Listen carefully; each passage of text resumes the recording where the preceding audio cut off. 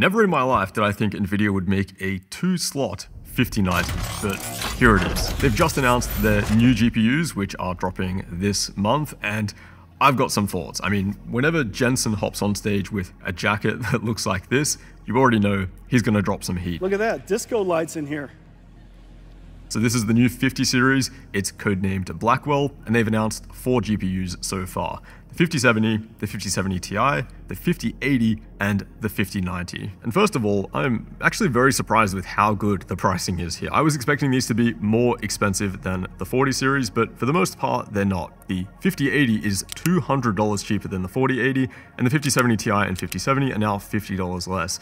This is the first time that I can actually ever remember seeing a price cut on a new generation of Nvidia GPUs. Of course, we'll have to wait and see if they're actually cheaper in reality, but at least it's a good start. The 5090 though is more expensive. It's a $400 increase versus the 4090 from last gen, which is a pretty substantial increase.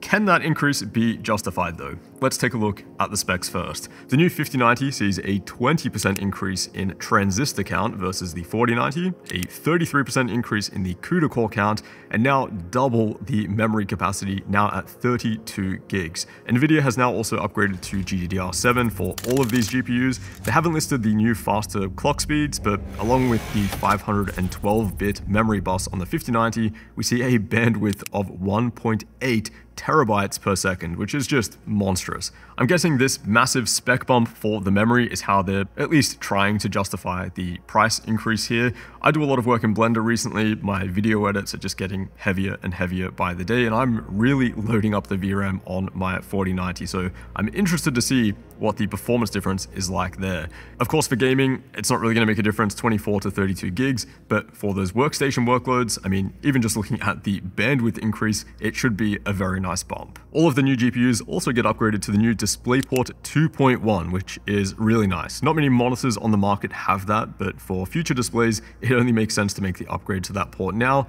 The TDP, by the way, for the 5090 is 575 watts, which is a massive increase over the 4090, which sits at 450. As we saw with the 4090 though, it rarely pulls 450. You've really got to load up something like Furmark or like a synthetic path tracing stress test to make it pull that amount. Most of the time in 4K gaming, a 4090 will pull closer to 350 to 400 watts, and then with DLSS upscaling, you're actually looking at closer to 250 to 300. So 575 watts, hopefully it's not actually pulling that amount all the time, but we'll just have to wait and see. 5080, not as dramatic of a spec bump here, roughly a 10% increase in CUDA cores. Memory configuration is looking about the same as the 4080, but this time with GDDR7, so the speeds and the bandwidth should see a nice bump, although we don't have those numbers yet. The TDP has been bumped up to 360 watts. Again, hopefully it doesn't actually sit at that limit all the time, and hopefully we do actually see that price cut in reality as well. 5070 Ti, big upgrade here to the VRAM, larger bus width, GDDR7, and now 16 gigabytes in total. We also see a 17% increase in CUDA cores, and thankfully only a 15 watt increase in TDP. The 5070 Ti also looks like the only card not to get a Founders Edition cooler. As for the 5070, the new $549 GPU, silicon-wise, there's not much of an upgrade here. Definitely not as much as like what we're seeing between the 4090 and the 5090. Here we still have 12 gigabytes of VRAM, although it is a bit faster, a few extra CUDA cores, and yeah, the 50 watt increase in TDP therefore is a bit unusual. But what about performance? Well, here's what Nvidia have published so far. As usual, it's with ray tracing and DLSS switched on, but notice in the fine print, they've also enabled frame generation, specifically on the new 50 series, something called MFG, which is a new feature called multi-frame generation. And we've already seen frame generation on the 40 series cards. Basically, instead of rendering a new frame from scratch, it'll use the previous and current frame to kind of fake or generate a new one. And yeah, it's really, really effective in increasing the frame rate in games. So the 5090 being 2 to 2.5x faster than a 4090, I'm pretty confident in saying that's most likely because of the new multi-frame generation. Because without it, in Plague Tale Requiem, we're looking at roughly a 1.5x performance bump, which is still definitely respectable, but not as much as 2.5x. And then in Far Cry 6, with no DLSS upscaling, just with ray tracing, which I guess gives us an idea of closer to pure rasterization performance, it's more like a 1.3x bump over the 4090. So yeah, 5090 definitely looks faster, but it is also more expensive. I'll just have to wait and see when I get the card in hand to see if it is actually worth the upgrade. 5080, same kind of thing here. Nvidia are kind of misleading in these charts, always using multi-frame generation for most of the benchmarks. But yeah, $200 cheaper with roughly a 1.4x performance improvement when the settings are normalized versus a 4080. That is looking like a solid improvement. And then 5070 Ti, 5070, if you're currently getting 100 frames per second in a particular game, I'd estimate around 130 to 135-ish now, I guess, looking at these graphs, while now also seeing a bit of a slight price cut as well.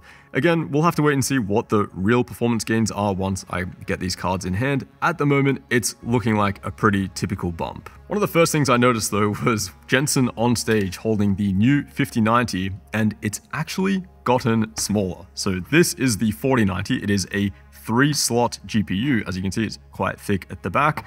The new 5090 is 2 slots in thickness. How that thing is going to cool 575 watts of power draw, I have no idea, but it's going to be interesting to say the least, especially in small form factor builds, which is personally what I'm typically building in. The new Founders Edition cooler is actually quite different too. There wasn't much of a change from the 30 to the 40 series, but they've actually changed quite a bit here for the 50 series. First of all, the PCB on this thing, and again, we're looking at the 5090 here, it is unbelievably tiny. They must be using a ribbon cable or something now to connect the rear I/O ports. If you take a close look, there does actually seem to be a couple of connectors on the back.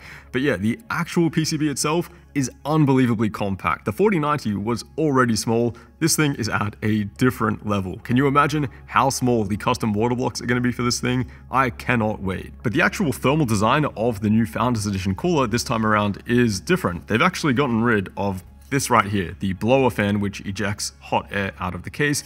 Now it's just 2 fans like this, blowing right through a heatsink, which is open at the other end. I don't think this is going to work well in something like a Fractal Terra, where the hot air is just going to be pushing right at the back of your motherboard. In something like a Form T1, you might be able to use longer standoffs to offset the GPU a bit, but I'm getting ahead of myself. I think the new thermal design is interesting, and actually it should be more effective because the airflow doesn't have to make any turns, it just goes right through the heatsink. The power connector now is thankfully on an angle, which is a much needed change, but it is still the same 16-pin connector, and the area around the connector, which was typically used for exhaust airflow and extra heatsink, is now blocked off. Now, of course, don't pre-order anything, don't sell your current GPU. We don't know what the real performance and the real pricing looks like yet, but subscribe if you haven't already.